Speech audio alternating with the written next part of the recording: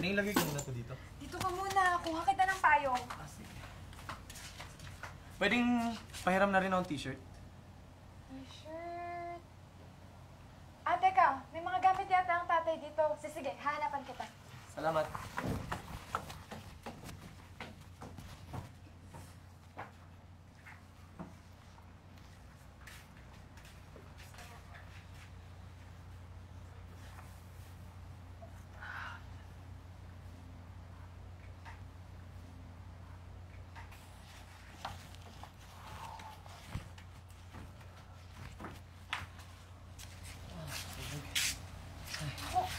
Suot mo muna yan. At ito yung payong mo. Bilisan mo, umuwi ka na. Pwedeng dito muna ako. Buong araw kasi tayo nagtrabaho eh. Gusto naman kita makasama. Umalis ka na, sabi. Hindi pa ako nagluluto. Kapag naabutan ako dito ni nanay, tapos wala pa kaming hapunan, lagot na naman ako. Gusto mo tulungan na kita? Masarap ako magluto. Umalis ka na, sabi, Cardi. Oo na. Sige na. Tutulungan na nga kita eh. Umalis ka na, sige na. Masarap magluto, boyfriend mo. Tara na. Baka may makarinig sa'yo dito. Umalis ka na, sige na. Magluto na tayo. Umalis ka na. Magluto na tayo. Sige na. Magluto na tayo. Sinasabi ko na nga ba may nangyayari na sa inyong dalawa eh. Ano to? Ha? Ay, wala po. Nay, mali yung iniisip nyo. Nabasa po kami ng ulan.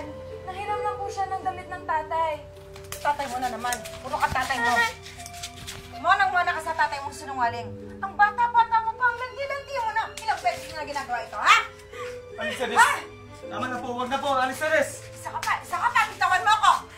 Ano gagawin mo sa anak ko? Halika rito. Bubuntisin mo? Pagkatapos ano, iiwanan mo? Dagdag pala mo rin dito sa pamamahay ko. Sige po. Ako na lang po saktan niyo. Huwag na po si Ella. Eh, wala naman kami ginagawang masama eh.